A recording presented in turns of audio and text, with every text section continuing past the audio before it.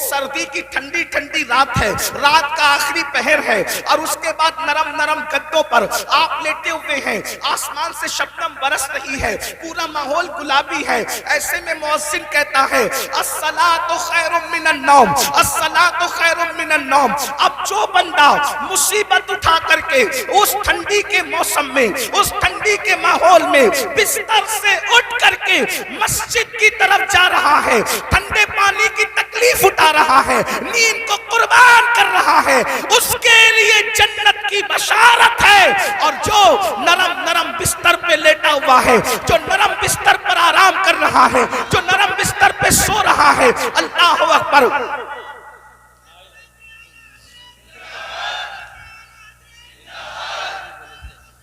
زندہ باد، ماشاءاللہ۔ کوشش کریں کہ نعرے کی بجائے میری بات سن لیں۔ بات یہ پوری ہو زیادہ جائے دیکھ لینا۔ آپ توجہ فرمائیں، جس نے 10 منٹ نیند کی تکلیف اٹھائی، جس نے ٹھنڈے پانی سے وضو کیا اور بستر چھوڑ کر مسجد گیا، مصلی پر آ گیا، اس کے لیے جنت کی بشارت ہے۔ یاد رکھنا، اب توجہ کریں، 10 منٹ کی تکلیف نے ہمیشہ کی تکلیف سے آزاد کر دیا، اور جو بستر پہ فجر کی نماز میں سوتا پڑا رہا اور عیش اور آرام کرتا رہا، اب اس کے لیے جہنم کی آگ ہے۔ بتاؤ عقل مند کون ہے جو 10 منٹ کی تکلیف اٹھا کر ہمیشہ کی راحت پانا چاہتا ہے، یا 10 منٹ سو کر کے جہنم کی آگ کا ایندھن بننا چاہتا ہے؟ عقل کہاں گئی؟ ہر انسان کیا چاہتا ہے؟ تھوڑی تکلیف اٹھا لو، ہمیشہ کی راحت حاصل کر لو۔ تو اللہ نے جنت کو سمیٹ دیا ہے، اللہ نے جنت کو لپیٹ دیا ہے، تکلیفوں میں، مصیبتوں میں، اور اللہ اکبر مشقتوں میں، امتحانات میں، آزمائشوں کے اندر۔ اللہ اکبر، کیا آپ نہیں دیکھتے میرے آقا صلی اللہ علیہ وآلہ وسلم کے دیوانوں، رمضان المبارک کا پیارا مہینہ ہے، صبح صادق سے لے کر کے غروب آفتاب تک کے بھوکے رہ لو، پیاسے رہ لو، اور وظیفہ زوجیت سے محفوظ رہو۔ اللہ اکبر، یہ چند گھنٹوں کی مصیبت اٹھاؤ اور پھر اس کا صلہ کیا ملے گا؟ آقا ارشاد فرماتے ہیں روزے دار کو دو خوشی نصیب ہوتی ہے، ایک افطار کے وقت اور ایک اس وقت نصیب ہوگی جب وہ اللہ کا دیدار کرے گا۔ اور روزے دار کے لیے جنت کے 8 دروازے کھول دیے جائیں گے، اور کہا جائے گا روزے دار جس دروازے سے چاہے تو جنت میں داخل ہو جا۔ بہت اچھا، زندہ باد، زندہ باد۔ 12-13 گھنٹے بھوکے پیاسے رہا، 12-13 گھنٹے بھوکے پیاسے رہا، دیکھو اس کو ہمیشہ کے لیے جنت کی نعمت مل گئی۔ اور اگر 12-13 گھنٹے بھوکے پیاسے رہنے کی ہمت نہیں، وہی عیش جو اور دنوں میں تھے، وہی کھانا جو اور دنوں میں تھا، رمضان شریف میں کھاتا رہا، گٹکا کھاتا رہا، سگریٹ پیتا رہا، پانی پیتا رہا، حوج موج کرتا رہا، بولو چند گھنٹوں کی وجہ سے اب وہ جہنم کا ایندھن بنے گا کہ نہیں بنے گا؟ تو یاد رکھنا، جنت کو محنتوں سے لپیٹا گیا ہے اور جہنم کو عیش و آرام سے۔ اب بتاؤ میری قوم کے جوانوں، اللہ اکبر، ہم لوگ عیش اور آرام کے اندر مبتلا ہیں، گناہوں کی لذتوں میں مبتلا ہیں، شہوات کی لذتوں میں مبتلا ہیں، جرائم کی لذتوں میں مبتلا ہیں۔ میرے بھائیو یاد رکھنا، یہ دنیا میں آپ کو ہمیشہ نہیں رہنا، ہمیں بھی ہمیشہ نہیں رہنا۔ اللہ اکبر، آئیے تھوڑا جہنم کا تذکرہ احادیث کی روشنی میں کیا جائے، تاکہ ہم سوچیں ہم کس قدر وہ تباہی کی طرف جا رہے ہیں، کس طرح بربادی کی طرف جا رہے ہیں۔ اللہ اکبر، آئیے آپ کو بتاؤں، آج ہم کسی کی بھی بات کو مان لیتے ہیں لیکن اللہ رسول کی بات نہیں مانتے۔ یہی ہے نا، اگر ڈاکٹر کہہ دے تمہیں شوگر ہو گیا ہے، تم میٹھا مت کھانا، ہم میٹھا بند کر دیتے ہیں۔ رسول اللہ نے فرمایا داڑھی نہ منڈانا، بولو حضور کی بات مانتے ہو؟ ڈاکٹر کی مانتے ہو، رسول اللہ کی نہیں مانتے۔ اگر ڈاکٹر کہہ دے تمہیں بلڈ پریشر ہو گیا ہے، نمک کا مت کھانا، نمک چھوڑ دیتے ہو، پھیکا کھانا کھانا شروع کر دیتے ہو، ڈاکٹر کی مانی، رسول اللہ کی نہیں مانی۔ اس کے بعد آپ دیکھیں، اگر جس کے یہاں 10,000 کی نوکری کرتے ہو، 10,000 کی نوکری کرتے ہو، وہ کہے تم مجھے صبح 6 بجے آفس میں چاہیے، تو کیا چوں چرا کرتے ہو؟ کیا بحث کرتے ہو مباحثہ کرتے ہو. نہیں, جیسے ہی جس کے یہاں 10,000 کی نوکری کر رہے ہو, اگر وہ کہے تو 6 بجے مجھے چاہیے, 5 بجے مجھے چاہیے, ہاتھ باندھ کے کہتے ہیں جی سیٹ میں بالکل آ جاؤں گا. اب 6 بجے کہنے میں وقت سے پہلے آ جاؤں گا. مجھے بتاؤ اے ظالم انسان, جس نے 10,000 کی نوکری دی ہے, اس نے اگر تجھے 6 بجے بلایا ہے تو تو 5:45 بجے جاتا ہے. رسول اللہ نے روزانہ 5 مرتبہ تجھے مسجد آنے کا حکم دیا ہے, تو کتنا مسجد آ رہا ہے؟ ارے وہ 10,000 کی نوکری دینے والے کی اوقات کیا ہے, لیکن جس نے کہا کہ نماز میں میری آنکھوں کی ٹھنڈک ہے, اس رسول کی شان یہ ہے, قرآن ملا ان کی وجہ سے, رحمان ملا ان کی وجہ سے, اسلام ملا ان کی وجہ سے, ہر نعمت ان کی وجہ سے ملی. کتنا ظالم ہو گیا مسلمان. 10,000 کی نوکری دینے والے سے تو وفا ہے. کیا بات ہے, جس نے 10,000 کی نوکری دی اس کی بات تو مان رہا ہے, کیا بات ہے. لیکن جس نبی کے صدقے میں سب ملا, وہ کون سی نعمت ہے جو اللہ کے رسول کی وجہ سے نہ ملی؟ کیا بات ہے. ہر نعمت انہی کے صدقے میں, ہر نعمت انہی کے وسیلے سے, ہر نعمت انہی کے واسطے سے. میرے امام فرماتے ہیں خلق کے حاکم ہو تم, رزق کے قاسم ہو تم سے ملا جو ملا, تم پہ کروڑوں درود, تم ہو جواد و کریم, تم ہو رؤوف الرحیم, بھیک ہو داتا عطا, تم پہ کروڑوں درود. اپنا مسئلہ کیا ہے؟ ہم سب کی بات مان رہے ہیں, رب کی نہیں مان رہے ہیں, رب کے رسول کی بات نہیں مان رہے ہیں, سب کے فرما بردار ہیں, اللہ رسول کے فرما بردار نہیں ہے. اب اس کا انجام کیا ہے؟ تھوڑی دیر ایک حدیث سن لے جو صحیح کے اندر موجود ہے, سیاہ ستہ میں ایک حدیث آئی ہے, اس کو دل کے کانوں سے سن لیں. اگر اپنا بھلا چاہتے ہو, یاد رکھنا اتنا یقین ہے کہ مرنا ہے, اتنا یقین ہے موت آنی ہے, اتنا یقین ہے اللہ کو منہ دکھانا ہے, اتنا یقین ہے اللہ کی عدالت میں کھڑے ہونا ہے, تو سن لو میری قوم کے جوانوں, تم چاہو تو ماحول بدل سکتا ہے, تم چاہو تو انقلاب آ سکتا ہے, تم چاہو تو تبدیلی آ سکتی ہے. اللہ اللہ اکبر. آپ اتنے شوق سے سننے کے لیے علماء کو آتے ہو. میرے قوم کے جوانوں, تم ہماری قوم کا سرمایہ ہے. جتنی شوق سے سنتے ہو, اگر اتنے ہی شوق سے بدل بھی جاؤ, اتنے ہی شوق سے عمل بھی کر لو, پوری دنیا میں انقلاب آئے گا. صرف ہندوستان کا جوان پورے ملک کے انقلاب کے لیے کافی ہے, اور پورا ملک نہیں بلکہ پوری دنیا کے انقلاب کے لیے کافی ہے.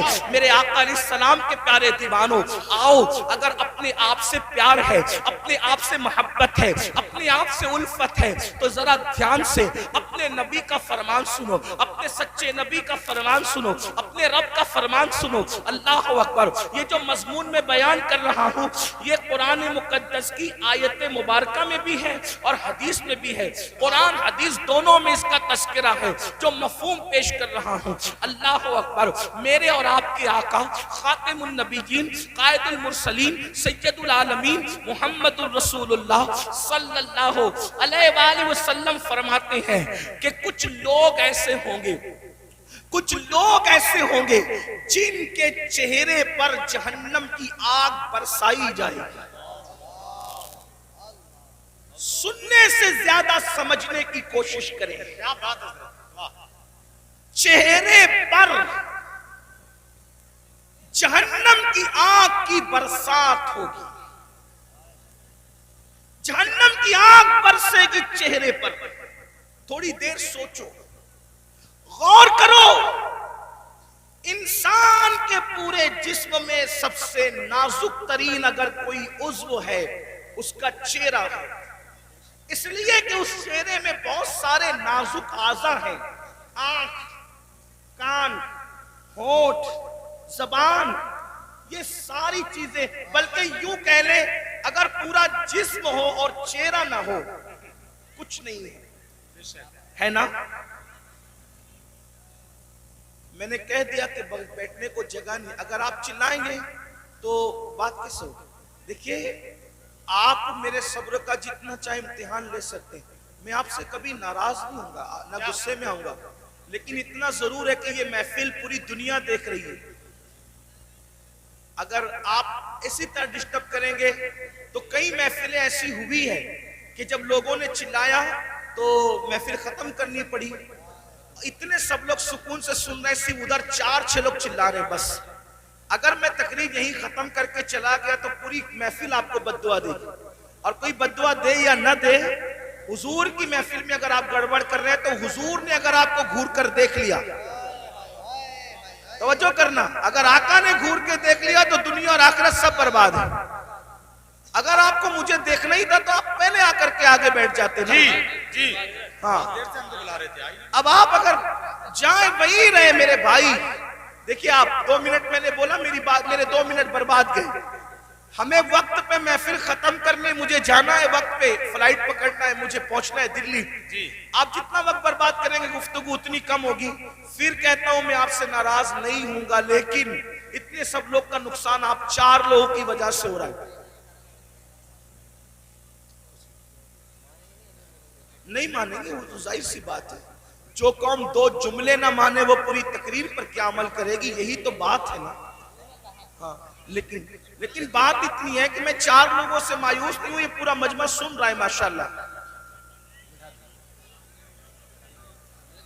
ایک بار سب درود شریف پڑھنے بلند آواز سے۔ اللہم صلی علی سیدنا و مولانا محمد مبارک وسلم، صلاۃ و سلام علیک۔ ایک بار اور بلند آواز سے درود شریف پڑھنے آپ۔ عاشقوں کی طرح پورا مجمع پڑھو تو ہزاروں درود کے تحفے پہنچ جائیں۔ مل کے پڑھیں درود شریف۔ اللہم صلی علی سیدنا و مولانا محمد معدن الجود والکرم وآلہ وصحبہ وبارک وسلم، صلاۃ و سلام علیک یا رسول اللہ صلی اللہ علیہ وسلم۔ آپ کی مراد پوری ہو گئی، اب میں گفتگو کر سکتا ہوں، میں بات آگے بڑھا سکتا ہوں۔ ایک بار پھر سب لوگ درود شریف پڑھیں۔ بیٹھ جاؤ ایک بار پھر درود شریف پڑھیں بلند آواز۔ عاشقوں کی طرح سب مل کے پڑھیں۔ اللہم صلی سیدنا و مولانا محمد معدن الجود والکرم وآلہ وصحبہ وبارک وسلم، صلاۃ و سلام علیک یا رسول اللہ، صلاۃ و سلام علیک یا جد الحسن والحسین۔ توجہ فرمائیں، حدیث پڑھی جا رہی تھی، اللہ کے سچے رسول صادق و مصدوق صلی اللہ علیہ وآلہ وسلم نے فرمایا، کچھ لوگ ہوں گے جن کے چہرے پر جہنم کی آگ برسائی جائے گی، ان کے چہرے پر آگ برسے گی۔ تھوڑا تصور کرنا میرے بھائیوں، میری بہنیں بھی اگر موجود ہیں، ان بہنوں کی بھی توجہ چاہتا ہوں، مرد اور عورتوں کی تخصیص نہیں۔ کچھ لوگ فرمایا، کچھ لوگ ایسے ہوں گے جن کے چہرے پر جہنم کی آگ برسائی جائے گی۔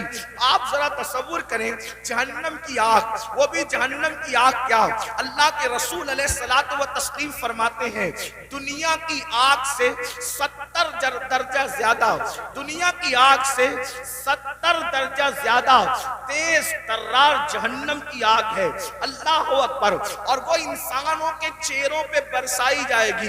ایک مرتبہ کبھی بائک پر آپ تیز بارش میں بائک چلا کر دیکھنا، ہیلمٹ اگر آپ کے چہرے پہ نہ ہو تو آپ تیز بارش میں بائک چلا کے دیکھنا، آپ کو حیرت ہوگی میرے بھائیوں، یہ میرا خود کا تجربہ ہے کہ اگر بارش تیز ہو رہی ہو اور ہم بائک چلا رہے ہوں اور بارش کے تیز قطرے ہمارے منہ پہ پڑتے ہیں تو ہم سے برداشت نہیں ہوتا۔ مسلمانوں ذرا سوچو، جب پانی کے ٹھنڈے ٹھنڈے قطرے ہمارے چہرے پر پڑتے ہیں تو ہم بائک روک دیتے ہیں۔ اللہ اکبر، ذرا سوچو تو صحیح، یہ کوئی کہانی نہیں، قصہ نہیں، یہ سچے نبی کا سچا فرمان۔ ذرا تصور تو کرو میرے بھائیوں، ذرا تصور تو کرو میری بہنوں، جو قوم اپنے چہرے پر پانی کے ٹھنڈے ٹھنڈے سکون دینے والے قطروں کی چوٹ برداشت نہ کر سکے، جب اس چہرے پر جہنم کی آگ برسے گی، اس وقت ان چہروں کا حال کیا ہوگا، اس وقت ان چہروں کی کیفیت کیا ہوگی۔ اللہ अल्लाह अकबर।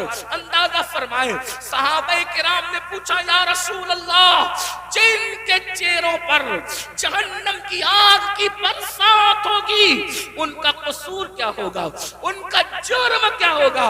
मेरे आका ने फरमाया, हदीस पाक का मफहूम है, वो सबकी बात मानते होंगे लेकिन अल्लाह रसूल की बात नहीं मानते होंगे। अब जरा इस कठेरे में अपने आप को खड़े करके सोचो, क्या हम वो लोग नहीं हैं जो सबकी मानते हैं लेकिन अल्लाह रसूल की बात नहीं मानते? मुसलमानों, अगर हम अल्लाह उसके रसूल की बात मान रहे होते तो आज मस्जिदें वीरान न होती। अगर हम अल्लाह रसूल की बात मान रहे होते तो नौजवान लड़कों का लड़कियों के साथ नाजायज ताल्लुकात का चक्कर न होता।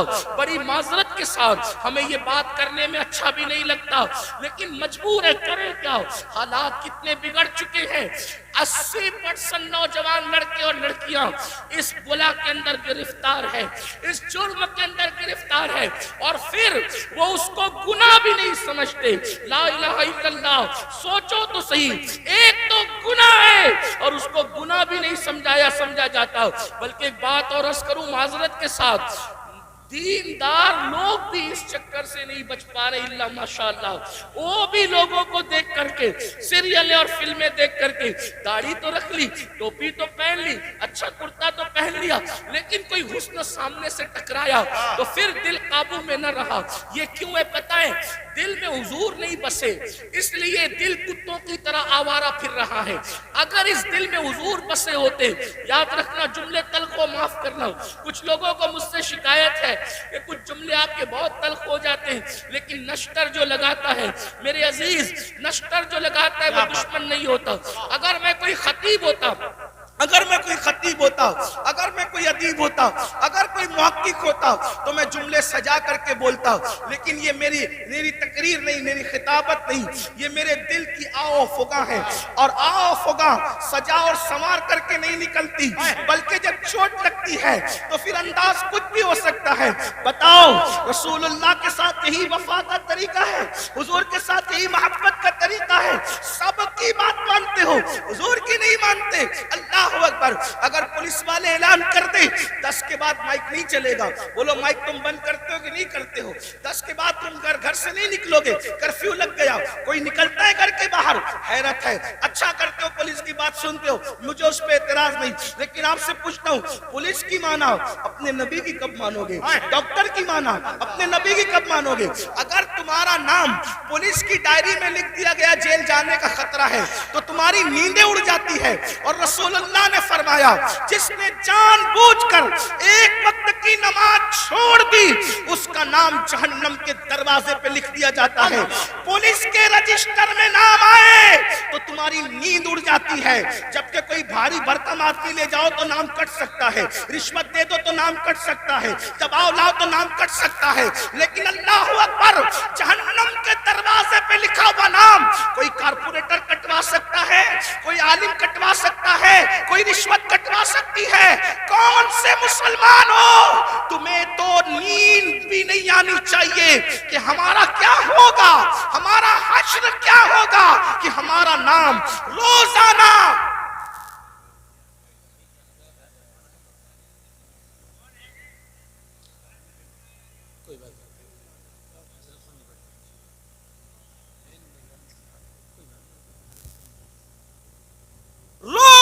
एक दिन में 5 मरतबा, एक दिन में 5 मरतबा हमारा नाम जहन्नम के दरवाजे पे लिखा जा रहा है। हमारे बेटों का नाम जहन्नम के दरवाजे पे लिखा जा रहा है, हमारी बेटियों का नाम जहन्नम के दरवाजे पे लिखा जा रहा है। नींद कैसे आती है आराम की? नींद कैसे आती है? हंसता है मुसलमान। ये मौलाना लोग का तो काम ही है। मौलाना का क्या काम है? मौलाना की जिम्मेदारी है, क्या बात है, हक पेश करे, सच्चाई पेश करे। अगर आज तुम हम लोगों की बातें नहीं मानोगे, जब आंखें मौत से बंद होगी तब तुम्हारी आंखें खुलेगी कि तुम कर क्या रहे थे। उस वक्त रोगे, उस वक्त रोगे। हदीस पाक है, मुर्दे पे जिंदा जो रोते हैं उससे ज्यादा मुर्दा रोता है। उस वक्त मुर्दा रोता है, हाय मुझे दुनिया ने धोखा दिया, मुझे दुनिया के माल ने धोखा दिया, मुझे दुनिया के मना اور اس وقت کا رونا کام نہیں آتا، فرشتے اس کو طنز کرتے ہیں، ظالم، جب تجھے پکار پکار کر کہنے والے نصیحت کرتے تھے ہوش میں آ جا، سدھر جا، سنور جا، اس وقت تو نہیں سدھرتا تھا، ابھی تو گھمنڈ تھا مال پر، ابھی تو گھمنڈ تھا آل پر، ابھی تو گھمنڈ تھا لمبی کاروں پر۔ قرآن کہتا ہے لا تنس نصیبک من الدنیا، قرآن کہہ رہا ہے او مال و منال پر گھمنڈ اور غرور کر کے اللہ کو بھولنے والوں، دنیا سے اپنے نصیب کا مت بھولو، سوائے کفن کے اس دنیا سے تم کچھ ساتھ نہیں لے کر جاؤ گے۔ کیا بات ہے، بے شک۔ کفن بھی جسم پر اسی وقت رہے گا، اللہ راضی ہے تو، ورنہ وہ کفن بھی جہنم کی چادروں میں سے ایک چادر بن جائے گا، آگ کی چادروں میں سے ایک چادر بن جائے گا۔ دنیا کو دیکھتے دیکھتے تم کیوں آوارگی کر رہے ہو؟ ان کے یہاں مرنے کے بعد اٹھنے کا کوئی تصور نہیں ہے۔ جو قوم آوارگی کرتی ہے وہ سوچتے ہیں مرنے کے بعد ہمیں آگ میں ڈال دیا گیا، قصہ ختم ہو گیا۔ ہمارے یہاں قصہ ختم نہیں ہوتا، پیدائش سے قصہ شروع نہیں ہوتا، موت پہ قصہ ختم نہیں ہوتا، بلکہ ایک بات کہوں، ہمارے مذہب میں جو اللہ رسول کا وفادار بن جائے اس کے لیے دنیا جتنی خوبصورت ہے اس سے زیادہ خوبصورت اس کی قبر ہے، اور اس سے زیادہ خوبصورت میدان محشر ہے، اور اس سے زیادہ خوبصورت اس کی آخرت ہے۔ وجہ یہ ہے کہ دنیا میں اتنا لمبا سفر کرو تو صرف گنبد نظر آتا ہے، اور قبر میں جاؤ تو گنبد والے محمد الرسول اللہ کا جلوہ نظر آتا ہے۔ نعرہ تکبیر، نعرہ رسالت، نعرہ حیدری، فیضان غوث اعظم، مسلک اعلی حضرت، زندہ باد زندہ باد۔ اس لیے میں اپنے جوانوں سے کہتا ہوں کہ حج کو جانے سے جتنی خوشی ہوتی ہے اس سے زیادہ خوشی مر جانے میں ہونا چاہیے، کہ حج کو جانے پہ کعبہ نظر آتا ہے، مر جانے پہ کعبے کا کعبہ نظر آتا ہے۔ ارے زندہ باد زندہ باد۔ میرے امام کہتے ہیں قبر میں لہرائیں گے تا حشر چشم نور کے، جلوہ فرما ہوگی جب طلعت رسول اللہ۔ کیا مقام ہے قبر کا، لیکن کس کے لیے؟ وفاداروں کے لیے، زانیوں کے لیے نہیں، سود کے دھندے کرنے والوں کے لیے نہیں، عورتوں پر پاپ کی نظر ڈالنے والوں کے لیے نہیں، نرم نرم گدوں پہ لیٹ کر کے زنا کی فلمیں دیکھنے والوں کے لیے نہیں، اپنے مال کو حرام کاموں پہ خرچ کرنے والوں کے لیے نہیں، اپنے مال سے کسی پہ ظلم کرنے والوں کے لیے نہیں، اپنے مال سے فرعون اور فرعونیت جیسے دعوے کرنے والوں کے لیے نہیں، اپنے مال کے غرور میں مسجدوں کو ویران کرنے والوں کے لیے نہیں، علماء کا مذاق اڑانے والوں کے لیے نہیں، علماء کو حقیر جاننے والوں کے لیے نہیں، دین کا مذاق اڑانے والوں کے لیے نہیں۔ جو نبی کا وفادار ہے اس کی قبر جنت کے باغوں میں سے باغ ہے، حضور آئیں گے اور قبر جگمگائیں گے۔ سوچو تو صحیح، اللہ اکبر، حضور کہاں آئیں گے نہیں آئیں گے کوئی گارنٹی نہیں ہے، لیکن وفادار کی قبر جگمگانے کے لیے ضرور تشریف لائیں گے۔ کتنی خوبصورت ہے مومن کی موت۔ میرے امام کہتے ہیں جان تو جاتے ہی جائے گی قیامت، یہ ہے اب یہاں مرنے پہ ٹھہرا ہے نظارہ تیرا۔ تو عرض یہ کر رہا تھا ان کے چہروں پر آگ کی برسات ہوگی جو سب کی سنتے تھے، اللہ رسول کی نہیں سنتے تھے۔ بتاؤ مسجد آباد کرنے کا حکم کس کا ہے؟ اللہ اس کے رسول کا حکم ہے۔ سود سے حرام سے بچنے کا حکم کس کا ہے؟ اللہ رسول کا ہے۔ آج سود کتنی تیزی سے بڑھ رہا ہے، بیاج کتنی تیزی سے مسلمانوں میں بڑھ رہا ہے۔ بڑی معذرت کے ساتھ اتنا لے لو اتنا بھرتے رہو، اتنا لے لو، اتنا ہفتے دیتے رہو۔ مسلمانوں یاد رکھنا، مال ہی سب کچھ ہے، دولت ہی سب کچھ ہے۔ سوچو تو صحیح، حلال کمانے والے دنیا سے گئے، ساتھ میں کیا لے کر گئے؟ عبد الرحمن ابن عوف، سیدنا عبد الرحمن ابن عوف صحابی رسول ہے، اور کوئی معمولی صحابی نہیں، عشرہ مبشرہ میں سے ہے، اور وہ صحابی ہے جن کے پیچھے کھڑے ہو کر رسول اللہ نے نماز ادا فرمائی۔ چند خوش نصیب اصحاب وہ ہیں، چند خوش نصیب اصحاب وہ ہیں جن کو یہ شرف حاصل ہے کہ وہ نماز پڑھا رہے تھے تو ان کی امامت کی تائید میں حضور ان کے پیچھے کھڑے ہو گئے۔ وہ ان میں سے ایک عبد الرحمن ابن عوف ہے۔ سوچو تو صحیح، غور تو کریں، ایسے صحابی بہت مالدار، ان کے گھر کا سونا پھاوڑے سے کھود کر تقسیم کیا گیا، اتنے مالدار تھے عبد الرحمن ابن عوف۔ حلال کمایا نا، عبد الرحمن ابن عوف کیا لے گئے؟ حلال کما کر بھی کیا لے گئے؟ سوچو، اتنے بڑے صحابی حلال کما کے کیا لے گئے؟ لے گئے کوئی دنیا کا مال؟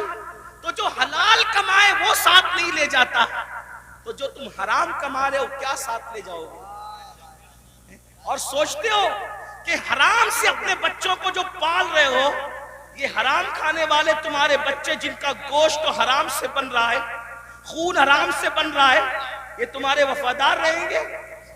بتاؤ، اولاد غدار کیوں ہوتی ہے؟ آج بڑی سے بڑی اسکول میں پڑھا رہے ہو پھر بھی اولاد غدار ہے، بڑے بڑے شہروں میں بڑے بڑے کالجز میں بیٹھتے ہو پھر بھی اولاد غدار ہے۔ کیوں؟ اس لیے کہ تعلیم تو اچھی ہے، لیکن جو حرام کا خون اور حرام کا گوشت ہے وہ وفادار بننے نہیں دیتا کسی کو۔ پہلے اتنی بڑی بڑی اسکولیں نہیں تھی، اتنے بڑے بڑے کالجز نہیں تھے، لیکن اولاد ماں باپ کی وفادار ہوتی تھی، ملک و ملت کی وفادار ہوتی تھی۔ بھائی اولاد کی وفاداری غذا کی بنیاد پہ ہوتی ہے، کالجز اور عمارتوں کی بنیاد پہ نہیں ہوتی، کالجز اور عمارتوں کی بنیاد پہ نہیں ہوتی۔ ایک واقعہ سنیں، بہنیں بھی موجود ہیں، ان کی توجہ چاہتا ہوں۔ آپ نے سن رکھا ہوگا حضرت ٹیپو سلطان، بڑا مشہور نام ہے ہندوستان میں، یہی تو اپنی پہچان ہے، ہم جیسے بہادر، ہمارے جیسا کوئی بہادر نہیں۔ وجہ، جن کی عقلوں پہ پتھر، جن کے مذہب میں پتھر، جن کے عقیدے میں پتھر، وہ کیا بہادر ہو سکتے ہیں؟ بہادر تو وہ قوم ہے جس کے پاس قرآن ہے، جس کے پاس زندہ رحمان کا عقیدہ، جس کے پاس، ارے ہم سے زیادہ بہادر بھی کوئی ہوا ہے؟ ہمارا نبی اتنا طاقتور ہے کہ زمین پہ کھڑے رہ کر اشارہ کرے تو چاند ٹکڑے ہو جائیں۔ بڑے سے بڑا بہادر کاغذ کو اشارے سے ٹکڑے نہیں کر سکا، اشارے سے تو کاغذ بھی ٹکڑے نہیں ہوتا۔ اپنے نبی کی طاقت کا اندازہ لگاؤ، ان کے اشارے سے چاند ٹکڑے ہو گیا۔ طاقت ہمارے یہاں ہے، قوت ہمارے یہاں ہے، اور پھر ہمارے یہاں صدیق اکبر جیسا بہادر، فاروق اعظم جیسا بہادر، عثمان غنی جیسا بہادر، علی مرتضی فاتح خیبر جیسا بہادر، کہ کبھی زنجیر ہلتی ہے کبھی در کانپ جاتا ہے، علی کا نام سن کر اب بھی خیبر سبحان اللہ، صلاح الدین ایوبی جیسا بہادر ہمارے اندر ہے، طارق بن زیاد جیسا بہادر ہمارے اندر ہے، نور الدین زنگی جیسا بہادر ہمارے اندر ہے۔ یہ بہادروں کی ایک فہرست ہے ہمارے پاس۔ تو ٹیپو سلطان بھی بڑا بہادر، جب تک سلطان زندہ تھے انگریزوں کی ہمت نہیں ہوئی کہ کہہ سکے کہ بھارت ہندوستان ہمارا ہے۔ جب سلطان کی شہادت ہوئی تب ان کو ہمت ہوئی کہ آج سے ہندوستان ہمارا ہے۔ آپ کیا سمجھتے ہیں؟ یہ بات بھی بتا دوں، بہادری کب آتی ہے اور بزدلی کب آتی ہے؟ عشق رسول انسان کو بہادر کرتا ہے اور گناہ انسان کو بزدل کرتا ہے۔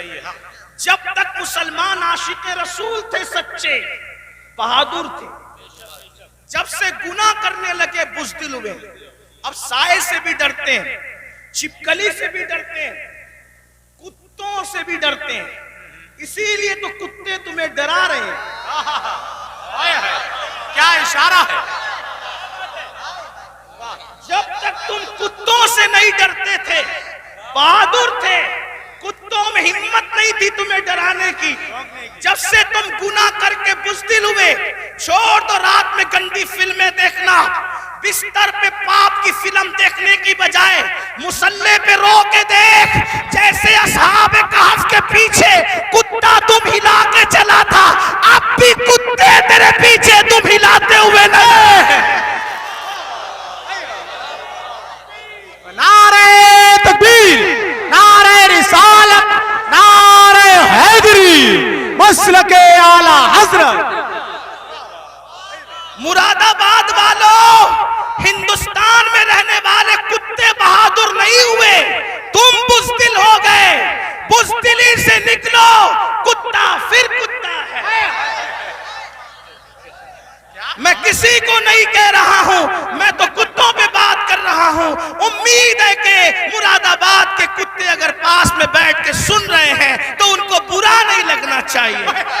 رامپور کے کتے اگر یہاں کہیں سن, ان کو برا نہیں لگنا چاہیے. جب وہ چند جوان, توجہ کریں, کتے تم پیچھے کیسے ہلاتے ہیں. چند جوان, پاکیزہ جوان, متقی جوان, پرہیزگار جوان جب اپنا ایمان بچانے کے لیے دقیانوس کے خوف سے گھر سے نکلے تو وہ چپکے سے رات کو نکلے تو پیچھے کتا بھی ہو گیا. ان جوانوں کو خوف ہوا, کتوں کا کام بھونکنا ہے, اگر اس نے بھونک دیا بھونکے گا یہ, پکڑائے گا ہمیں. اس جوان نے پتھر اٹھایا, کتے کی طرف مارا.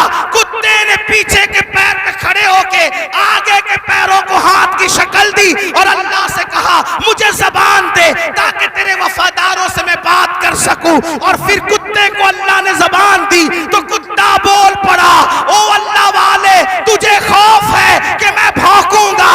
ہم کتے ہیں مگر پتا ہے کس پر بھونکنا چاہیے کس پر نہیں. نعرہ تکبیر, نعرہ رسالت, نعرہ حیدری, فیضان غوث اعظم, مسلک اعلی حضرت.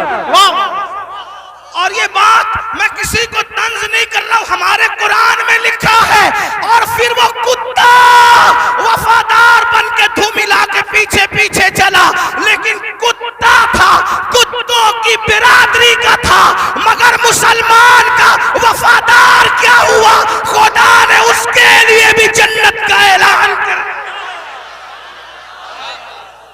پتا چلا تو کتنا قیمتی ہے مسلمان. تو اللہ کا وفادار بن, کتے تیرے وفادار. یعنی اگر تو گناہ چھوڑ دے کتے تجھ پہ بھونکیں گے بھی نہیں. کتے نہیں بھونکیں گے تجھ پہ اگر تو سارا مسئلہ گناہ کا ہے. ہنسنے کی بات نہیں, گناہ چھوڑو پھر دیکھو زمین تمہاری فرما بردار ہوگی. بات دور نکل گئی. عرض کر رہا تھا ایک ایسا وفادار تھا ملک ملت کا, جسے فخر ہے ملک کو ملت کو, اس کو دنیا ٹیپو فتح علی کہتی ہے, جسے ہم ٹیپو سلطان کہتے ہیں. بڑا بہادر تھا. جب تک کہ وہ رہا ہمت نہ تھی بزدلوں کی کہہ سکے کہ ہمارا ہے ہندوستان. اسے شہید کر دیا گیا. اس کے بعد کہا ہمارا ہے ہندوستان. تو ایک بات جو کہنے چلا تھا یہ کہ حلال سے وفا پیدا ہوتی ہے, ماں باپ کی, حرام سے نہیں. میں نے سن لے, اللہ اکبر. انگریزوں نے ٹیپو فتح علی سلطان سے کہا ڈیل کرنی ہے, کسی معتمد کو بھیجو, بات کریں گے. سلطان کو لگا میرے بھائی سے بڑھ کر میرا معتمد کون ہو سکتا ہے. سلطان نے اپنے چھوٹے بھائی کو بھیجا, جاؤ انگریزوں سے بات کر کے آؤ, انگریزوں سے گفتگو کر کے آؤ, معاملات طے کر کے آؤ. بہنوں کی خاص توجہ, اللہ اکبر. چھوٹا بھائی گیا, جانے کے بعد دیر ہو گئی تو قریبی ندیموں نے, قریبی دوستوں نے سلطان کے کان میں کچھ بات کہی. سلطان کھڑے ہوئے, غصے میں آئے, حالت غصے میں ٹہلنے لگے. اور دیر ہوئی, ٹہلتے ٹہلتے ماں کے کمرے میں جا گھسے. ماں نے کہا میرے لال کوئی پریشانی ہے. ماں سے کہا ماں تمہارے بیٹے نے میری ناک کو خاک میں ملا دیا. ماں تمہارے بیٹے نے میری ناک کو خاک میں ملا دیا.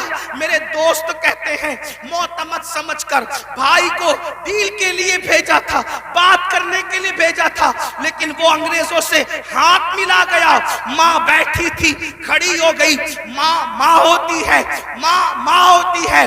میں قوم کی ان بیٹیوں سے کہنا چاہتا ہوں، اللہ اکبر، عورتیں لال قلعہ نہیں بنا سکتی، لیکن لال قلعہ بنانے والا سپوت کسی عورت کا ہی پروردہ ہوا کرتا ہے۔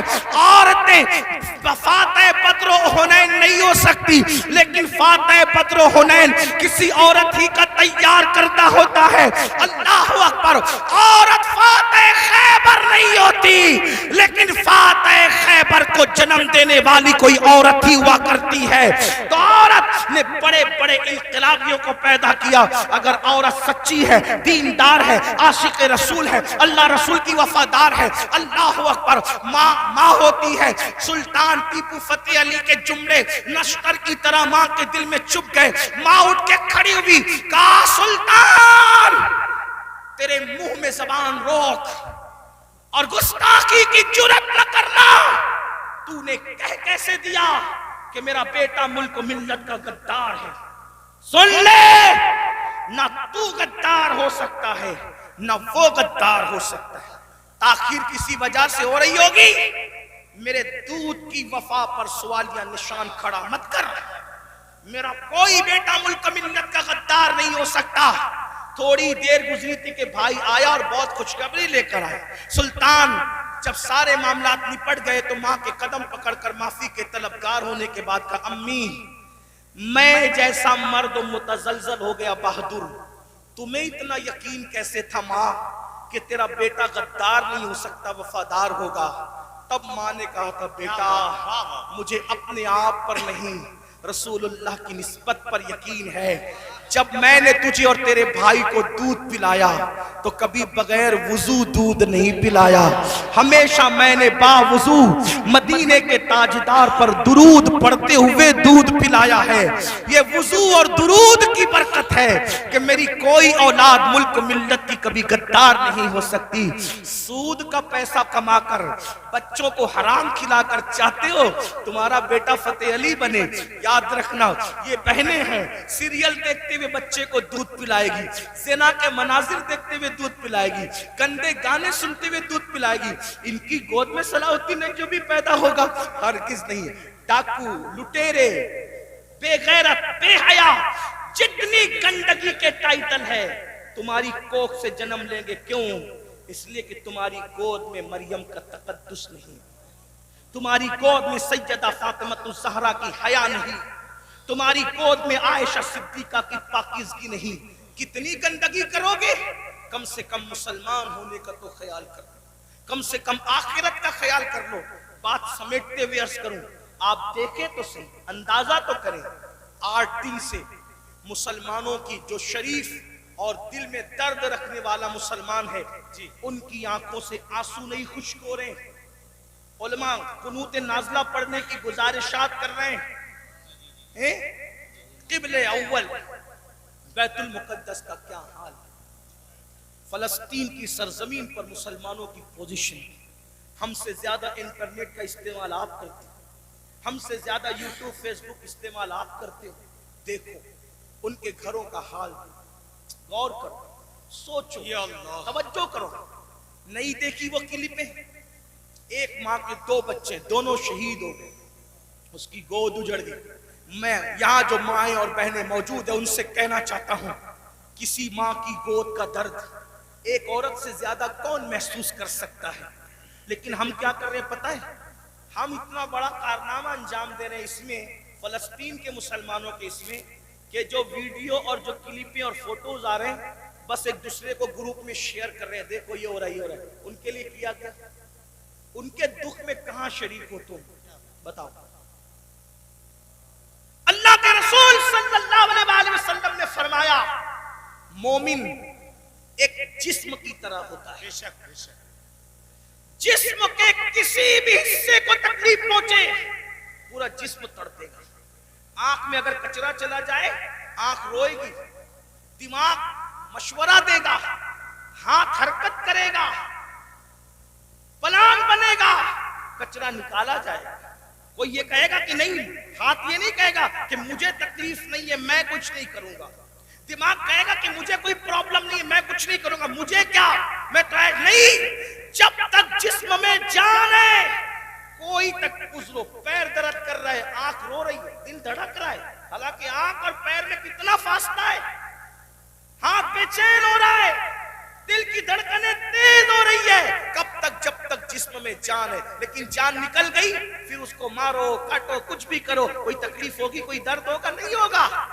تو جب تک مسلمانوں میں ایمان ہے، کسی بھی مسلمان کو دنیا کے خطے میں تکلیف پہنچے گی، وہ تڑپے گا، وہ بے چین ہوگا، وہ بلبلائے گا، وہ بلکے گا۔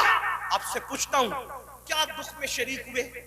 ہاتھ مت اٹھانا، لیکن اپنے آپ میں ڈوب کر سوچو، کتنے مسلمان ہیں جنہوں نے فلسطینی مسلمانوں کے لیے اللہ کی بارگاہ میں رو رو کر دعا کی؟ جو قوم اتنی خود غرض ہو کہ وہ اپنے پڑوس میں رہنے والے بھائی کے دکھ پر نہیں روتا، وہ فلسطینیوں کے دکھ پہ کیا روئے گا؟ ان سے کوئی تمہارا رشتہ نہیں ہے؟ جن کی گود خالی ہو گئی، جن کے گھر ویران ہو گئے، آبادیاں قبرستانوں میں تبدیل ہو گئی، سوچو ان کے گھر کی چھت بھی ختم ہے، وہ بغیر چھت کے زندگی گزارے، جوان عورتیں بیوہ ہو گئی ہیں، لاشیں اتنی لاشیں ہیں کہ پہچان نہیں ہو رہی ہے، دفن کرنے کے لیے جگہ کا معاملہ، کفن کا معاملہ۔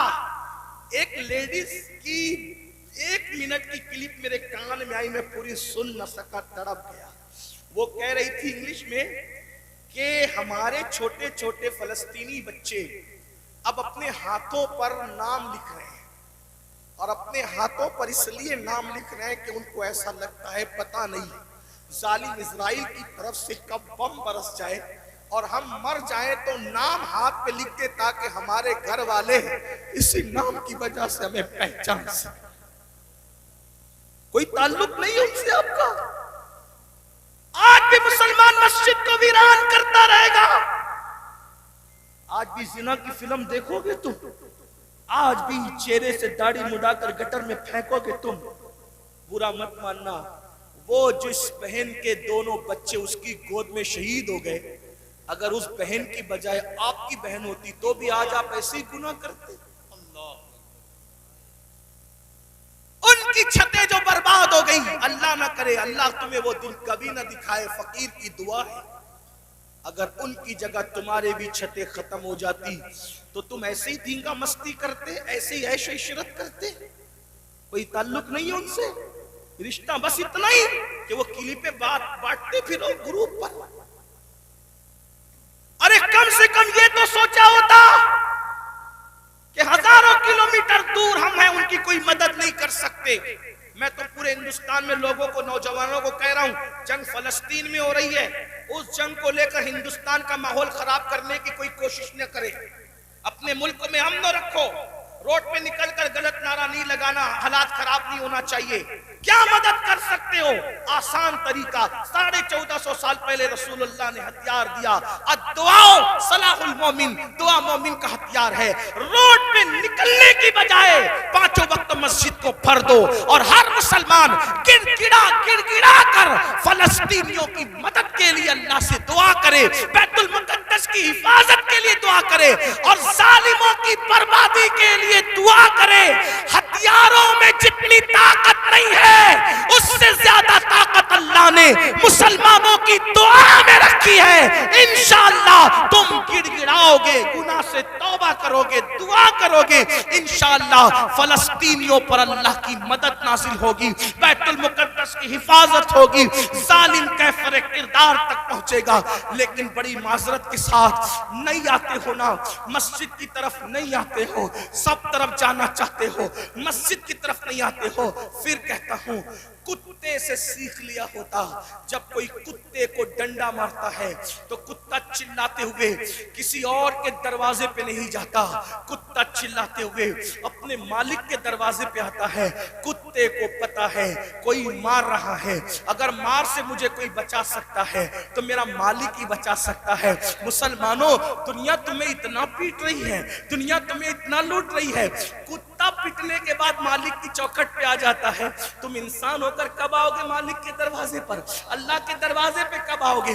یاد رکھنا کل بھی اپنے مسائل کا حل اللہ کی چوکھٹ پہ تھا, خدا کے در پہ تھا.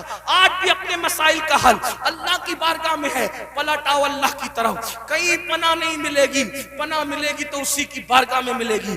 رجوع ہو جاؤ اس کی طرف. گناہ کر کے نہ کسی کو عزت ملی ہے نہ آپ کو عزت مل سکتی ہے. مجھے پتا ہے ان ہزاروں جوانوں میں کچھ ایسے سعادت مند چہرے مجھے نظر آ رہے ہیں جن کے دلوں میں واقعی امت کا درد ہے, قوم کا درد ہے. وہ پلٹیں گے, وہ توبہ کریں گے, وہ نادم ہوں گے.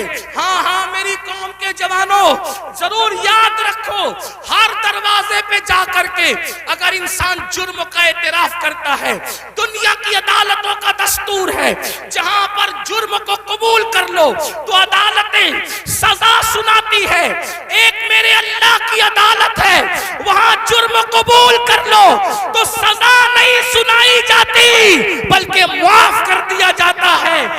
ہر جگہ کا دستور ہے کہ اگر جرم قبول کر لو تو لوگ ذلیل کرتے ہیں. یہ میرے اللہ کی شان ہے, جرم قبول کر لو تو یحب التوابین کا خوبصورت تمغہ گلے میں ڈال دیا جاتا ہے اور محبوب بنا لیا جاتا ہے. تو آؤ نا میرے بھائیو, اللہ سے دور کیوں ہو؟ وہ اللہ جس کا فرمان ہے کوئی میری طرف چل کے آتا ہے تو میری رحمتیں اس کی طرف دوڑ کر جاتی ہے. یاد رکھنا لڑکا لڑکی کے ناجائز تعلقات میں کوئی لطف نہیں ہے, یہ توائی ہے. آؤ اللہ سے تعلق جوڑیں, آؤ اس کے قریب ہو جائیں. میں نے تو یہ بزرگوں سے سنا بھی اور محسوس بھی کیا, سب سے تعلق جوڑنا مشکل ہے. توجہ ہے, رضا نگر رامپور والوں توجہ ہے, گرد نواز سے آنے والے, سب سے تعلقات بنانا مشکل ہے. سب سے آسان اگر کسی سے تعلق بنانا ہے تو اللہ سے. جلدی ناراض نہیں ہوتا, توجہ, جلدی ناراض نہیں ہوتا, جلدی راضی ہو جاتا. رب کو منانا بہت آسان ہے, لیکن یہ میری قوم کی جفاکاریوں کا ماتم کون کرے؟ سب کو منانا چاہتے ہیں, رب کو نہیں منانا چاہتے, کیونکہ رب کی ناراضگی کی ان کے پاس اہمیت کیا ہے؟ سیٹ ناراض نہیں ہونا چاہیے, بیوی ناراض نہیں ہونا, حتیٰ کہ جن بچوں کو ہم نے پیدا کیا, جو ہم سے پیدا, وہ بچے ناراض نہیں ہونا چاہیے. بچے کہے بیٹا ابا کھلونا لے کر آنا, بھول گئے تو کہتے بیٹا سوری, سوری بیٹا نہیں لا سکا, بھول گیا نا, کل لائیں گے. اس سنڈے نہیں لے کر کے چلے تفریح کے لیے. ہم بھی 50 بار سوری بول چکے اپنے بچوں کو, اس لیے کہہ رہا ہوں. ہاں لیکن آپ سے پوچھتا ہوں, اپنے چھوٹے چھوٹے بچوں کو منانے کی فکر ہے, وہ یار وہ رب, اب ذرا غور کرو اس کی نعمت پہ کرو. چلے بات میں ختم کرنے لگا تھا, لیکن ایک بات بہت سوچنے کی ہے. جی حضرت, اس کی نعمتوں پہ غور کرو. اللہ تعالیٰ پیدا ہونے سے لے کے مرے دم تک ہمیں آکسیجن دیتا ہے. اپنے گھر پہ کیا بل آتا ہے مہینے کا؟ کسی گھر بھیجا اللہ پاک نے کوئی بل بھیجا؟ کچھ مانگا اللہ نے؟ اگر 8 گھنٹے ڈاکٹر آکسیجن لگائے نا تو اتنا لمبا بل آتا ہے کہ انسان سوچنے لگتا ہے کہ میں کہاں چلا گیا تھا. یہی ہے نا جی, ڈاکٹر نے 8 گھنٹے کی آکسیجن دی تو ہزاروں وصول کر لیا ہے نا, ہے نا. اللہ تعالیٰ نے پوری زندگی آکسیجن ہمیں فری میں. کچھ مانگا, بولو کچھ مانگا اللہ نے؟ مجھے بتاؤ تو صحیح, کچھ مانگا اللہ نے؟ کچھ نہیں. یہ زمین اللہ نے دی ہے چلنے کی, آسمان کا سائبان. میرے بھائی جب سوتے ہو نا تو یہ کیڑے مکوڑے ہمارے ناک اور کان میں نہیں جاتے. 99% لوگوں کے کان میں کیڑے مکوڑے, حالانکہ کیڑے کی فطرت ہے کہ جب سوراخ دیکھے گا تو اس میں گھس جائے گا. کیوں نہیں جاتے پتہ ہے؟ 60 فرشتے ہر انسان پر اللہ نے حفاظت کے لیے مقرر کر رکھا ہے. ناک اور کان میں کیڑے بھی نہ جائے میرا اللہ بچاتا ہے. سوچو تو صحیح, نہیں غور کرو. گھر سے نکلتے ہو نا اللہ کا نام لے کر, 2 فرشتے حفاظت کے لیے مقرر کرتا ہے جب تک گھر پر لوٹ نہیں جاتے. ماں کے سینے میں دودھ کس نے پیدا کیا؟ پیدا ہونے سے پہلے اللہ نے, اور سینے میں دودھ پیدا کرنے کے بعد ماں کے دل میں ممتا بھی پیدا کی کہ اس کو پلا. اگر اللہ نفرت پیدا کرتا تو درجنوں عورتیں ایسی ہیں جو اپنے بچوں کو چھوڑ کے ہاسپٹل ہی میں بھاگ گئی. اگر ہماری ماں بھی چھوڑ کے بھاگ گئی ہوتی تو عزت کے ساتھ ایسے بیٹھتے یہاں. تو اس ماں کے دل میں کس نے پیار دیا؟ خود سردی میں ہمارے پیشاب پہ سوتی رہی اور ہمیں گرم بستر پہ سلایا. کس نے پیار دیا اس کے دل میں؟ اللہ نے. کھڑے ہونے کی طاقت کس نے دی؟ جاؤ لنگڑوں سے پوچھو پیر کی قیمت کیا ہوتی ہے. جاؤ پوچھو. جتنی بے وفائی کرنا ہے میرے اللہ کے ساتھ کر لو، ایک دن اللہ کی عدالت ہے. اندھوں سے پوچھو آنکھ کی قیمت کیا ہوتی ہے.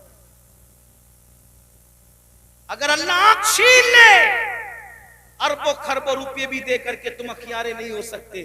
اسی کی دی ہوئی آنکھوں سے اسی کی نافرمانی اس کے نبی کے دل پہ کیا گزرتی ہوگی؟ سوچو تو صحیح. جا کر کے پوچھو زبان کی قیمت کیا ہوتی ہے. جس کی آواز نہیں نکلتی، جس کو منہ نہیں ہے، اتنی ساری نعمتیں لے کر بیٹھے ہو، پھر اس سے بے وفائی. اقبال نے کہا تھا بتوں کو تجھ سے امید، بتوں سے تجھ کو امیدیں، خدا سے نامی دی. مجھے بتا تو صحیح اور کافری کیا ہے؟ کفر کس چیز کا نام ہے؟ کہتے ہو اللہ نے ہمیں دیا کیا؟ میں نے کہا لگا قیمت آنکھ کی، لگا قیمت کان کی، لگا قیمت زبان کی، لگا قیمت کڈنیوں کی، لگا قیمت خون کی. ارے جن کو ڈائلیسس کیا جاتا ہے ان کو کتنے روپے ہر مہینے خرچ کرنے ہوتے ہیں. میرا اللہ روزانہ تازہ خون پیدا کرتا ہے. کچھ مانگتا ہے اس کے عوض میں؟ کچھ نہیں مانگتا. پھر بھی اس سے بے وفائی. کب تک ادھر ادھر بھٹکتے رہو گے؟ موت ہے. کب تک اس سے جفا کرو گے؟ موت ہے. کب تک اس کو ناراض کرو گے؟ موت ہے. میرے بھائیوں اتنا سوچو، دنیا میں اتنا دیا ہے، آخرت میں کتنا دے گا؟ وفادار تو بن کے دیکھ، وفادار تو بن کے دیکھ. سب کے لیے روئے ہونا، کبھی میرے اللہ کے لیے بھی رو کے دیکھ. سب سے دوستی کا ہاتھ بڑھایا نا، کبھی اس کے بھی دوستی کا ہاتھ اس سے بھی بڑھا کے دیکھو. کبھی ادھر بھی قریب آ کر دیکھو. میں پورے یقین سے کہہ رہا ہوں جس دن تم اس کے ہو جاؤ گے تمہیں کسی کی دعا کی ضرورت بھی نہیں پڑے گی. تم خود جس کے سر پہ ہاتھ رکھ دو گے اس کی قسمت بدل جائے گی. جس کے گھر میں تم جا کے بیٹھ جاؤ گے برکتوں کا نزول ہوگا. اس کے ہو کے تو دیکھو. آسان ہے اس کا بننا. گناہ سے نکلو، توبہ کرو، اللہ کو مناؤ، اللہ کو گڑ گڑاؤ، اللہ کی بارگاہ میں گڑ گڑاؤ، آہو بکا کرو. سب کے لیے رو چکے، اس کے لیے رو کے دیکھو کتنا سکون ملتا ہے. سب کے پاس گڑ گڑا چکے، اس کے پاس گڑ گڑا کے دیکھو کتنا قرار ملتا ہے. سب کے یہاں عرضیاں لگا چکے، اس کی بارگاہ میں عرضیاں لگا کر کے دیکھو. آخری جو بات کہنی ہے سنیں. ایک بہت خوبصورت جوان تھے، حضور علیہ السلام ان سے پیار کرتے تھے کیونکہ جوانی میں وہ سردار بن گئے تھے. سردار کس کے؟ قبیلے کے. قبیلے کے سردار بن گئے تھے. اس خوبصورت جوان کا نام حدیث میں دہیہ کلبی آتا ہے. بنو کلب کے سردار تھے، دہیہ نام تھا، دہیہ کلبی. حضور کی تمنا تھی یہ جوان سدھر جائے. یہ جوان، حضور جوانوں سے بہت پیار کرتے تھے اور جوانوں کے سدھرنے پہ حضور کو بڑی خوشی ہوتی تھی. اور حضور علیہ السلام جن جوانوں کے پیچھے کام ہوتی تھی ان جوانوں کے لیے بہت دعائیں بھی کرتے تھے، اس لیے کہ جوان جوان ہوتا ہے. حضور کی خاص توجہ جوانوں کی طرف تھی. دیکھو حضور علیہ السلام کے صحابہ حضور کے پردہ فرمانے کے تقریباً آدھی صدی تک کے لوگوں کی رہنمائی کرتے رہے، بلکہ پونا صدی تک. تو جو لوگ سب جوان تھے تبھی تو نا. سعد ابن ابی وقاص اس وقت جنگ میں شریک ہوئے جب ان کے چہرے پہ داڑھی بھی نہیں نکلی تھی. مولا علی 9 سال یا 8 سال کی عمر کے تھے جب آپ نے کلمہ پڑھا.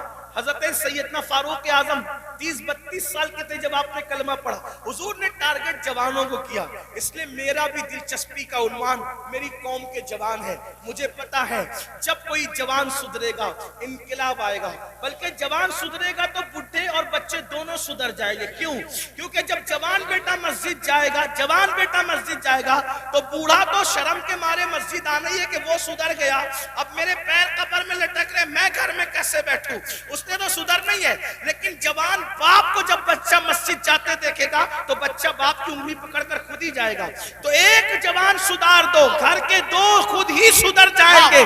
اس لیے اقبال نے بھی جوان کو ٹارگٹ کیا، کہتے نہیں تیرا نشے من قصر سلطانی کے گنبد پر، نہیں تیرا نشے من قصر سلطانی کے گنبد پر، تو شاہی ہے بسیرا کر پہاڑوں کی چٹانوں میں۔ اور عقابی روح جب بیدار ہوتی ہے جوانوں میں، نظر آتی ہے ان کو اپنی منزل آسمانوں میں۔ چھوڑ دو گناہ، اگر جوانی میں گناہ چھوڑ دو گے اللہ کے محبوب بن جاؤ گے، اللہ کے مقبول بن جاؤ گے۔ جوانی میں گناہ چھوڑ دو گے، توبہ کرو گے، جنت میں رسول اللہ کا پڑوس نصیب ہوگا۔ اگر جوانی میں گناہ چھوڑ دو گے اللہ بڑھاپا عزت سے بھرپور کر دے گا۔ جو لوگ جوانی میں گناہ چھوڑتے ہیں اللہ انہیں عزت والا بڑھاپا عطا کرتا ہے، وقار والا بڑھاپا عطا کرتا ہے۔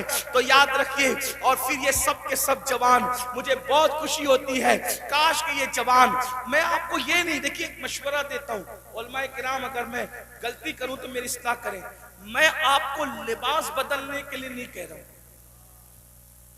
آپ کوئی لباس پہنیے شریعت کی حد میں رہ کر، توجہ، شریعت کی حد میں رہ کر آپ کوئی لباس پہنیں، آپ کو میں دل بدلنے کے لیے کہہ رہا ہوں، کردار بدلنے کے لیے کہہ رہا ہوں۔ ہمارے یہاں لباس جبے کبے کرتے کی وہ اہمیت نہیں ہے جو خشیت ربانی کی اہمیت ہے۔ لباس کوئی ہو، دل خوف اور خشیت والا ہو، سر پہ امامہ ہو یا نہ ہو، لیکن کردار متاثر کرنے والا ہو۔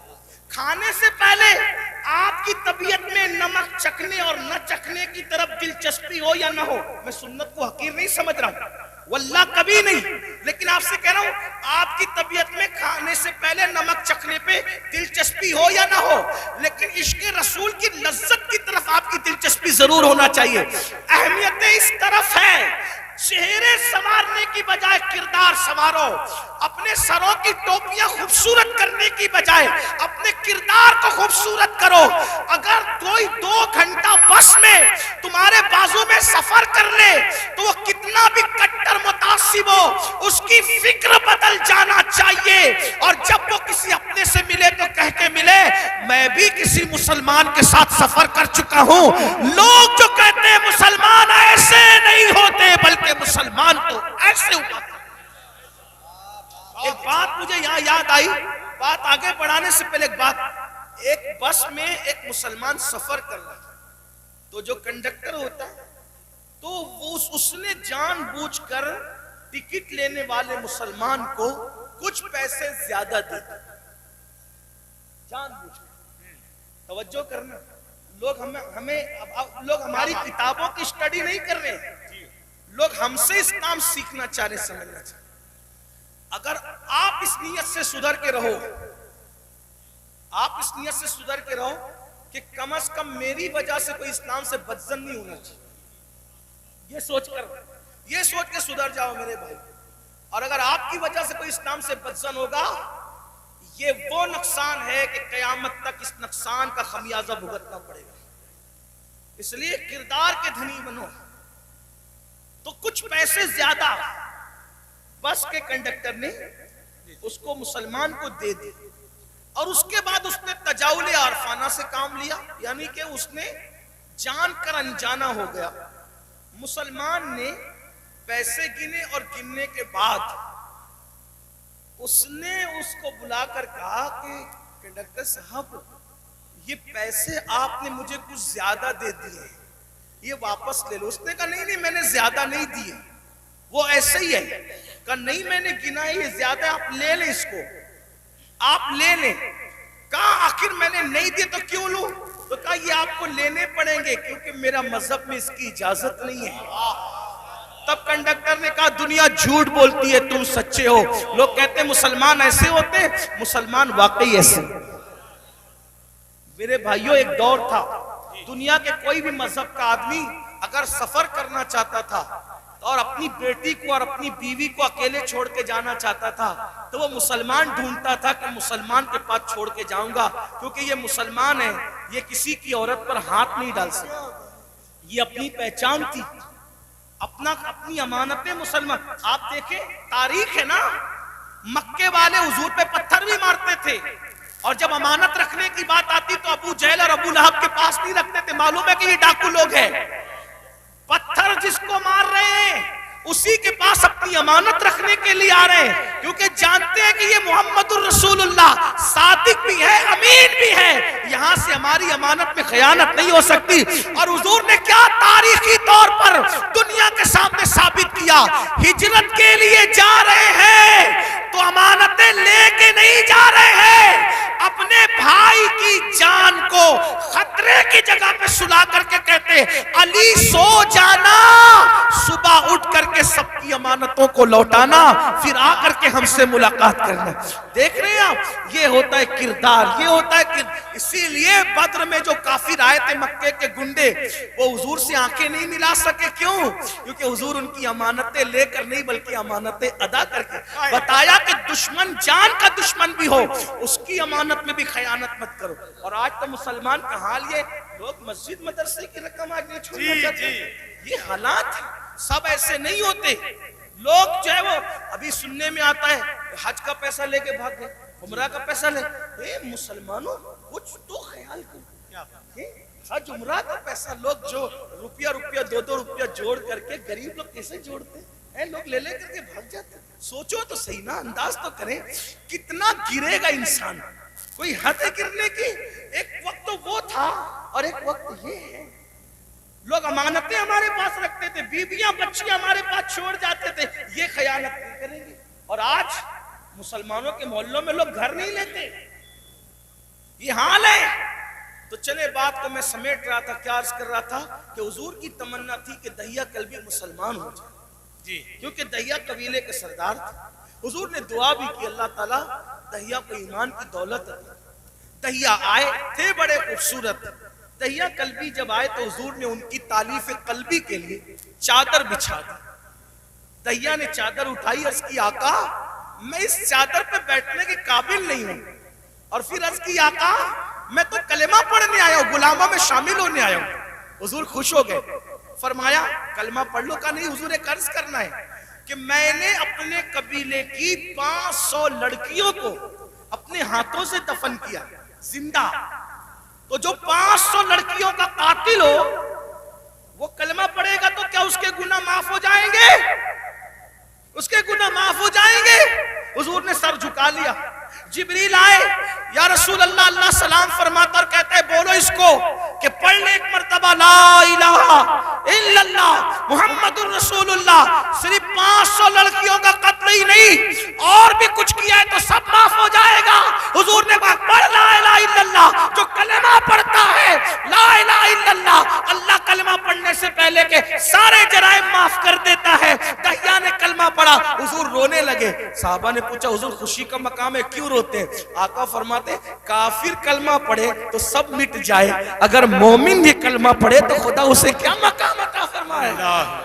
تو اللہ کے بندوں توبہ کرو, اللہ کی طرف آؤ. اللہ پاک سے دعا ہے اللہ سب سے پہلے مجھے آپ کو عمل کی توفیق دے.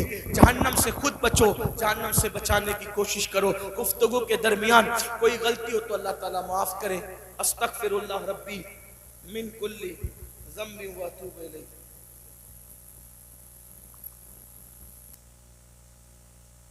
للہ یہ سچی بات ہے. دیکھیے قیامت کی نشانیوں میں سے نشانی یہ بھی ہے کہ اللہ کے نیک بندے ہم سے اٹھتے جائیں گے, علماء ربانیین اٹھتے جائیں گے. بریلی شریف میں سلسلہ نقشبندیہ کی ایک عظیم خانقاہ کے سجادہ نشین حضرت پیر ثقلین میں صاحب اس دار فانی سے پوچھ کر گئے انا للہ و انا الیہ راجعون.